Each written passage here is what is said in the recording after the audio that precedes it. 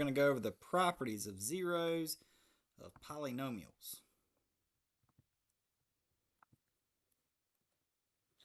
All right, so we've seen what happens when f of c equals your remainder when it comes to synthetic division, right? So what happens when we have a remainder of 0? Okay, here's kind of the questions we're going to pose. When we have a 0 and we have that x minus c case, then x minus c will wind up being a factor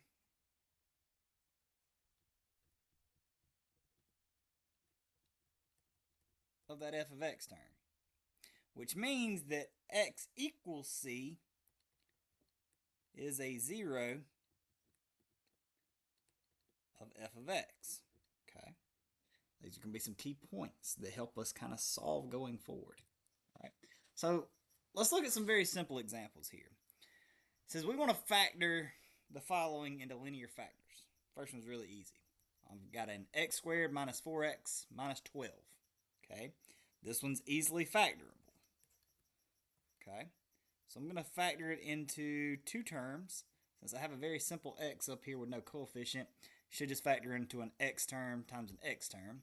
I need two numbers that multiply to give me negative 12 and add to give me negative 4. How about negative 6 and positive 2? Now here I have my two factors. One of my factors here is x minus 6. The other factor is x plus 2. That means, right, that x equals 6 is a solution and x equals negative 2 is a solution, right? So those would be our zeros of f of x. So x equals 6 is a 0 of f of x, and x equals negative 2 is a 0 of f of x.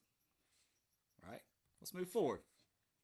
What if I wanted to factor this one? It says 4x squared plus 16x plus 11. You can pause real quick and try to factor it on your own. But what you'll come to find out is no matter how you try to factor it, it doesn't factor nicely. Okay. So because this one doesn't factor nicely like the last one does, we've got some options. We can either factor by completing the square, or we can find the factors using the quadratic formula, and then we can use those factors of the quadratic formula to kind of put it back into an equation. Let's do that. Okay. So the quadratic formula is negative b plus or minus b squared, or the square root of b squared minus 4ac all over 2a. Okay, where our a here is our 4, our b is our 16, and our c is our 11. Okay, so it's going to look like negative 16 plus or minus the square root of 16 squared minus 4 times 11 all over 2 times 4. Now we need to simplify this, okay? So get your calculator out. See if you can simplify it for me. I'm going to simplify it as I go along here, taking my time. Negative 16 is easy. 2 times 4 is 8. I can go ahead and put that in the denominator. It'll be plus or minus the square root. Let's see what 16 squared is. 16 times 16 is 256. Okay. Minus, okay, here we have a 4 times a 4 times an 11. It's going to give us 176. Okay. Now that should simplify down to negative 16 plus or minus the square root 256 minus 176, which simplifies down to 80 all over 8. Now we can simplify this square root. I know we can. So if I'm looking at this, what's a number that'll go into 80 that's a perfect square? Now we know that 4 will go into it, but I think we could do a little bit better than 4. How about 16? Okay, so it's going to be 16 plus or minus the square root of 16 times 5 is how I'm going to break up that 80, because I can take the square root of that 16 and I can get a 4. that's going to give me negative 16 plus or minus 4 square root 5. Now we're getting somewhere. All over 8. Now let's simplify this once more. Okay. Now, I want to keep it as one fraction here. So what I'm going to do is the common number between 4, 16, and 8 is a 4. So I'm going to factor a 4 out of everything and cancel it. So it should simplify down to negative 4 plus or minus the square root of 5 over 2. Now, what we have here are two factors. One factor is x equals negative 4 plus the square root of 5 over 2. And the other factor is x equals negative 4 minus the square root of 5 over 2. That means that if I wanted to write this as two factors multiplied to equal the original equation, I could just write it as x plus 4 plus the square root of 5. I want to crowd it.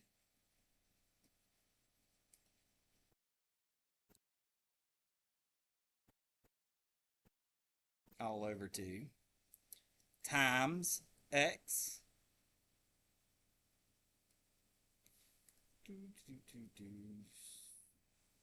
I left off the negative there. Need to keep that there. X plus negative 4. Hold on. Messed myself up here. What we're doing is we're adding this back over to the left-hand side. Or sorry, technically subtracting it back over to the left-hand side. So it actually needs to be x minus here. Had too many double negatives going on in my mind. Let's get these negatives right. Here, it also needs to be minus, because we're going to subtract this back over to the left-hand side as well to give it the consistency of a factor.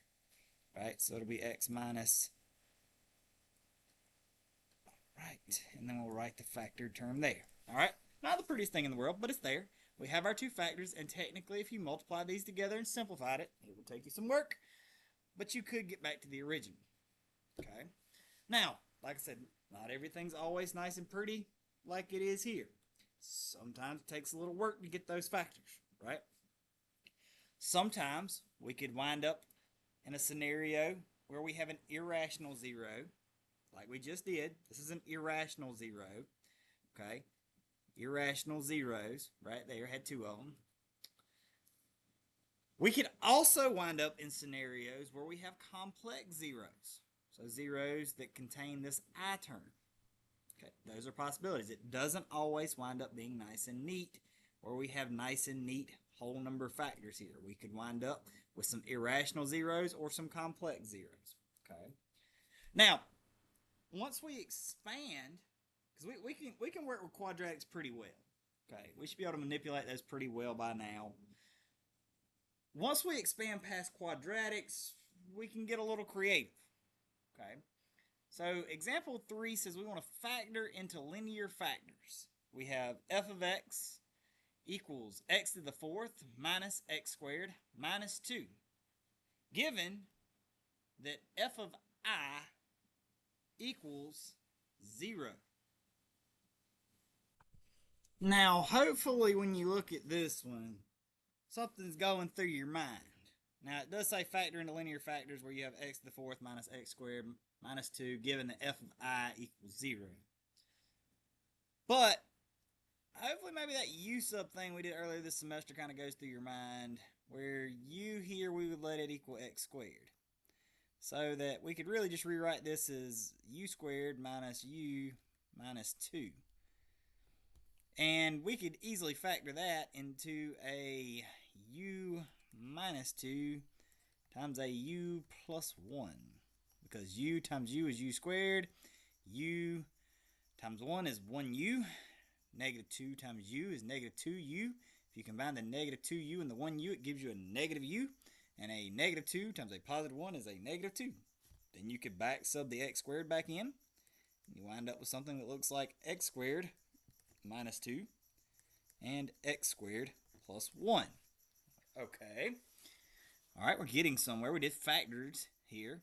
but it doesn't just want it to be factored, it wants linear factors. And it gives you this hint here. It says, well, one of your factors here is going to be basically, is going to set up to a situation where you have a 0 when you plug in an I. Well, if you have a 0 when you plug in an I, that means that x equals I, right? Which means that x minus I gives you that 0, right? Okay. Which means that x minus I is a factor. Now, which one of these two terms would that kind of pair nicely with? The 2 or the 1? Well, I squared is -1. And I, you know, is the square root of -1. So it probably should fit with this 1. So what if we split this up into, I'm going to leave this term alone for a second.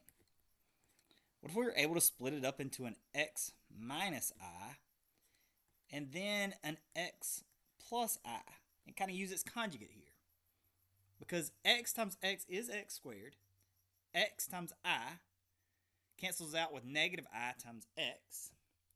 And negative I times positive I gives us a negative I squared, where I squared is -1. -1 is a +1, which is what we have right here. All right, so those are kind of linear here, but we still got to tackle this x squared minus 2. Well, it does have a minus. That's going to help us a lot here. What if I wanted to try to break that up into linear factors? Okay, and I'm going to leave these i's alone over here as it's already broken up.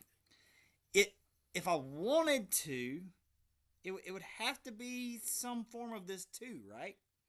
And obviously we'd have to have x's out front because it's linear, right? And these don't have this x doesn't have a coefficient in front of it, so it should be an x here and an x here. It's a negative value, which means we're going to wind up with a minus and a plus. And whatever this number is here, it kind of needs to be the same so that the addition of it will cancel out with the subtraction of it on that middle term. So what if we look at the square root of 2? Kind of just like we did with the i's here, right? Well, here we would have x times x is x squared. X times the square root of 2 minus the square root of 2 times x cancels the middle term out. And then the minus square root of 2 times the positive square root of 2 gives us a -2. And we've done it. We have factored this into linear factors. That easy. Okay. Didn't even take us the 2 pages that I thought it would. All right, so here's going to be our approach. Okay. We're going to use our known zeros. Okay. And then once we get it to the quadratic level, we kind of have some options here. We can basic factor if possible.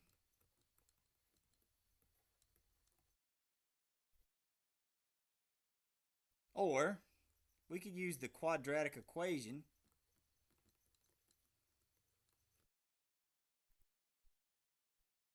to find the factors. Or if you really wanted to, you could complete the square.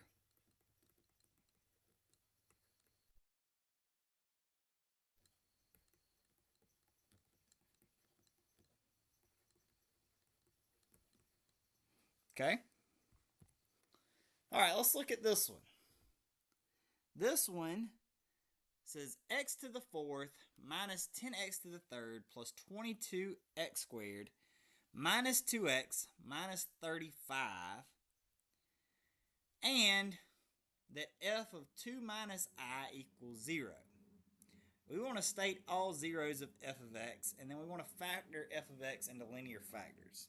Okay, so let's see if we can, we already know one of the zeros, right? So fair enough, we know one of the zeros. One of the zeros is that x equals 2 minus I. Okay. All right, well, if x equals 2 minus I is indeed a 0, which they say it is, then what would the conjugate of that be? Now, what happens here is anytime you really have these i's that happen here, you usually have the conjugate also being a 0. So what we're going to look at being another 0 here is x equals 2 plus I. Now, okay, so kind of stretching here a little bit. We're going to verify. But let's start with what we have, the 2 minus I. Now, what we're going to want to do is basically factor that out of the current f of x that we have so that we can see what we have left over. And then after we factor that out, we're also going to try to factor out the 2 plus I and then see what's left over. And then after we factor 2 factors out of a fourth term here, it should just leave us with 2 more factors, which would be a quadratic, which we should be able to handle. Okay. You're like, okay, but how in the world do I factor out the 2 minus I? Well, believe it or not, we have a really what's a nice way to put this? We have a way of doing this. I guess that wasn't a nice way of putting it, but this called either polynomial long division or polynomial synthetic division. I'm going to lean towards the synthetic division. Okay, so if I want to factor this term out, this x equals 2 minus I can just use it here and use synthetic division divide by that term. That will essentially factor that term out and should give us a remainder of 0 if we do everything right here at the very end. So let's work on trying to do that. Let's factor this out by synthetic division. I need to set up the inside. The term in front of the x to the fourth is a 1. The term in front of the x to the third is a negative 10. The term in front of the x squared is a 22. The term in front of the x is a negative 2. And we also have a negative 35 as our constant. All right. Now, remember, synthetic division. Bring down the 1. This is going to give us a 2 minus I. Oh, no. Rushing myself already. Rushing myself. It doesn't give us a 2 minus I. We're bringing down the 1. We're multiplying. 2 minus I will go right there. Don't get in a hurry. It's really easy to get in a hurry here. Okay. 2 minus I times 1 is 2 minus I. Okay. Now, we need to add that to the negative 10. So this is going to give me a negative 8 minus I. Okay. Now we need to multiply that by 2 minus I in order to know what to put here. Now, you're going to have to do some work. Not going to lie. Going to have to do a little bit of multiplication here. It's all right. We can do that. No problem.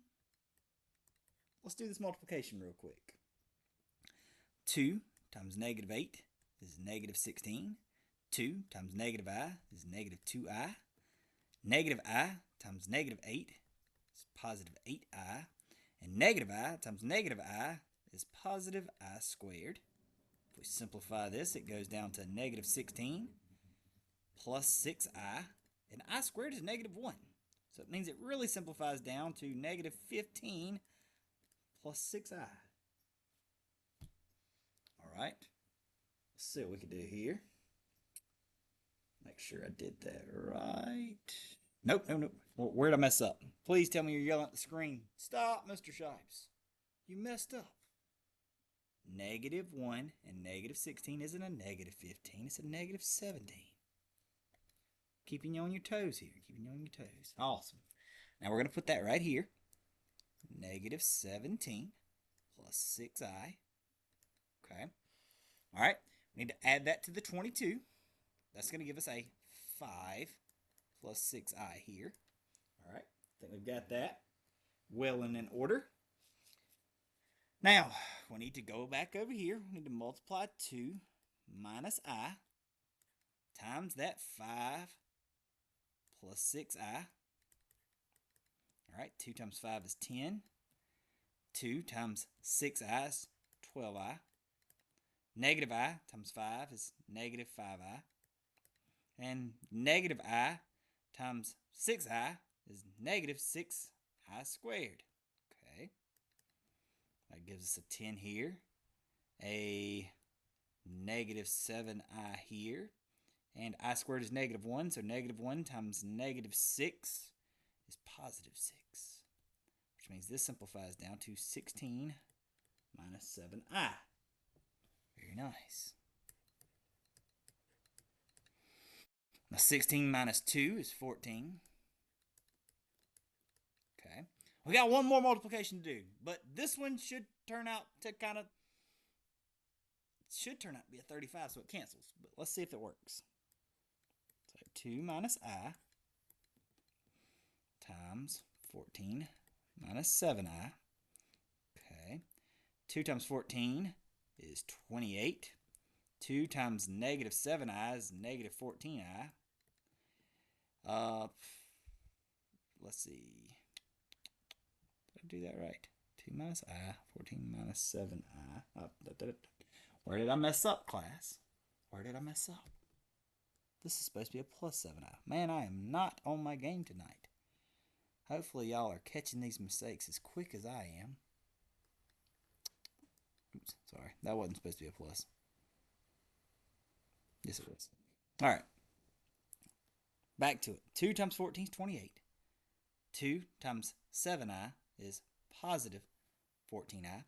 Negative I times 14 is negative 14i. I knew I was supposed to have a cancellation there, so I was able to catch my error. And negative I times 7i would be negative 7i squared. Beautiful, beautiful. Now we're getting somewhere. The 14 i's cancel out. So I'm left with 28. I squared is negative 1. 7 times negative 7 times negative 1 is positive 7, which is a 35. 35 minus 35 is 0, which is what we're supposed to get. We're supposed to get a remainder of 0. Like, okay, so that does prove that this first one is indeed a factor here, right? But what do I do now? Well, let's rewrite this and see what it kind of looks like. This would look like a 1x to the third power plus a negative 8 minus I times x squared plus a 5 plus 6i x plus a 14 plus 7i. Now that doesn't look very fun, right?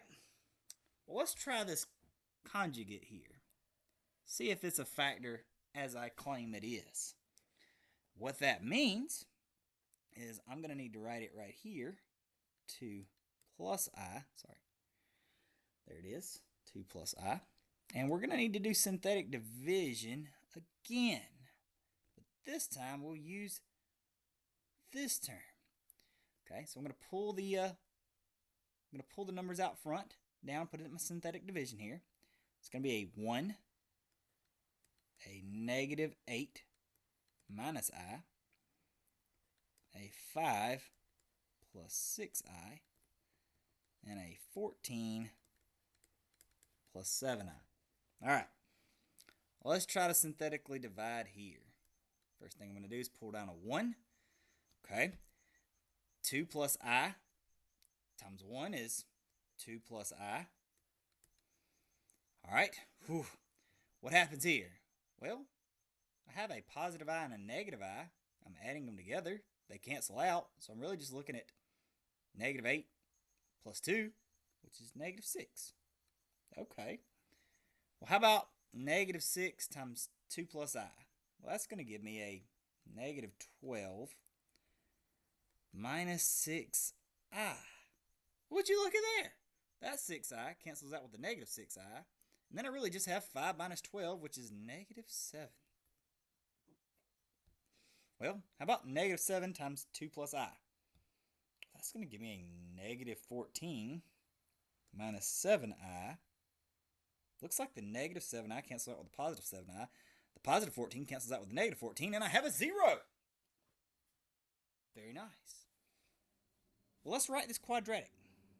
This should be an x squared minus 6x minus 7.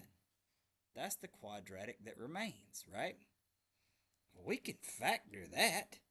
That's just x minus 7 times x plus 1. Which means that I've isolated all of my factors. Okay?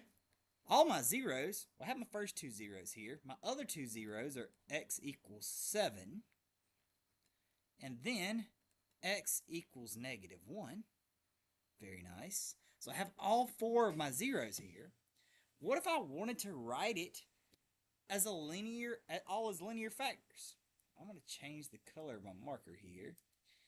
If I wanted to write this all as linear factors, I could just write it as follows. It could be x minus 7 times x plus 1, right? And then we're going to have an x, let's see, should be minus 2 plus I. And then an x minus 2 minus I. Look at that. We've written it all as linear factors.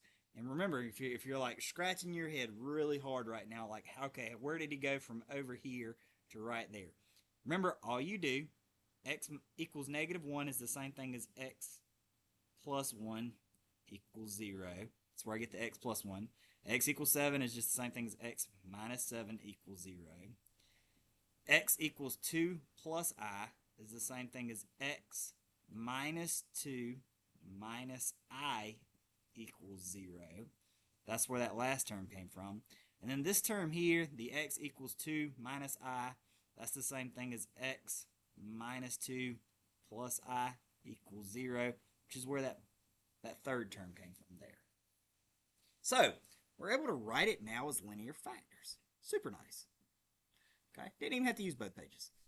How about example 5 here? Example 5 says we want to find a polynomial of lowest degree with rational coefficients whose roots are -2 and the square root of 3i.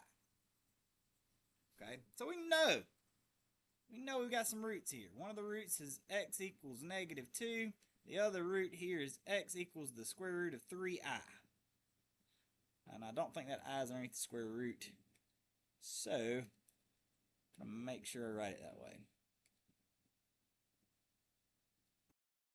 Uh-oh.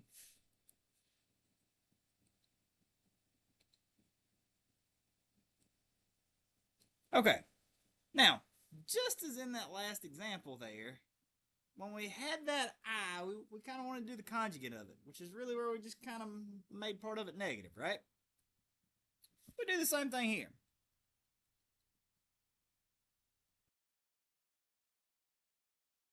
Let's just make that I negative, right? Make that I term negative.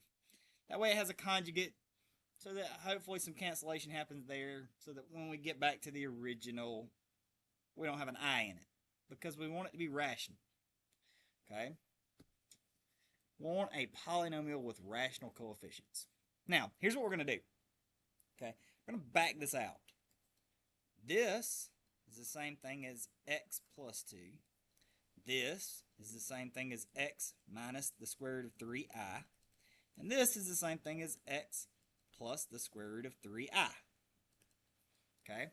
Let's do a little multiplication here. I'm going to multiply these terms first, and then I'm going to multiply this term, and we're going to turn it into a cubic function.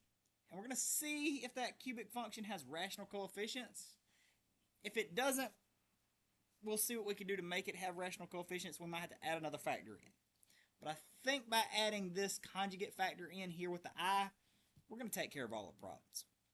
Alright, so x times x is x squared.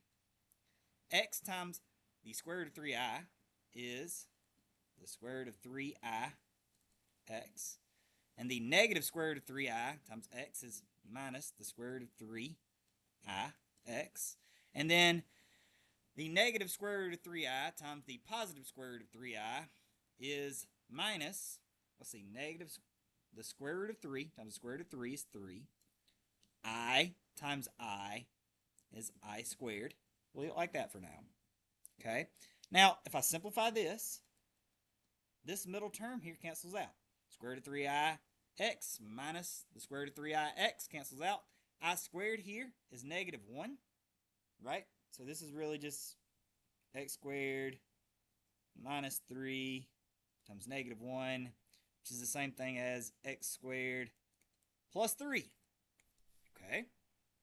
Well, I still need to multiply by that x plus 2 term. This should be pretty simple at this point. X times x squared is x to the third. X times 3 is 3x. 2 times x squared is 2x squared. And 2 times 3 is 6. Okay? The only thing that I would like to do next is I would like to write this where the x's are kind of in order here. So it'll be x to the third plus 2x squared plus 3x plus 6. This is a polynomial of lowest degree. In this case, that degree is 3. And we have all rational coefficients, as well as having the root negative 2 and the square root of 3i. We did have to add the additional root, the negative square root of 3i, but that is as low as we could go in order to still have those rational coefficients. Okay. Now we want to find here, we want to find k so that x plus 2 is a linear factor of f of x equals k times x to the third power minus 4 times x squared plus kx plus 6. Okay. Now, I'm going to give you a guess here on what you think it is that we are going to do. Hopefully you guessed synthetic division here. That's what we're about to try. Okay? If x plus 2 is a linear factor, that means that x equals negative 2 is a 0, right? If x equals negative 2 is a 0, I should be able to divide here by negative 2 in synthetic division and get a 0 at the end. Okay? If I set this up, I should be able to put the k here because it's in front of the x to the third power. I should be able to put the negative 4 here because it's in front of the x squared. I should be able to put the k here because it's in front of the x. I should be able to put a 6, right? And keep in mind, change colors for this. It should wind up where your remainder here is 0 because it already says that x plus 2 is a linear factor. Okay. Let's go ahead and work through. Make sure I selected the right 0. All right, so the first thing we do is we bring down the k. We multiply by negative 2. So I get negative 2k. Okay, now I need to add that to 4, or that negative 4. So it should be negative 4 minus 2k. Now I need to multiply that by negative 2. Well, that should be positive 8 plus 4k. And remember, I'm adding that to that k. All right. Now, that should give us 8 plus 5k. All right.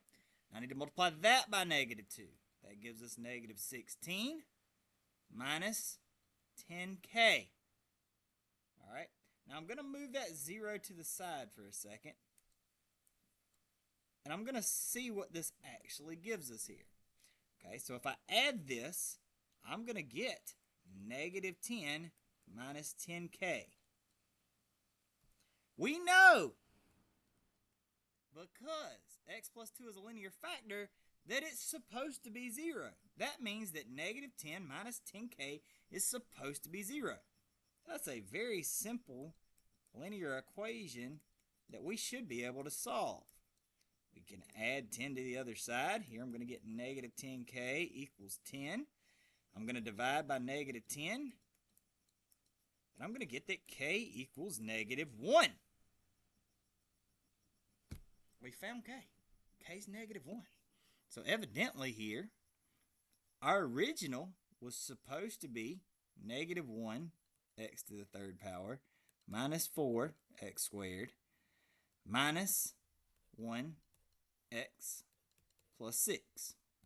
Now, that should be our function so that x plus 2 is a linear factor. We found our k. Our k should be negative 1. That's simple. Now, that completes this lecture. If you have any questions whatsoever, just let me know. Send me an email. Till then, I'll see y'all next time.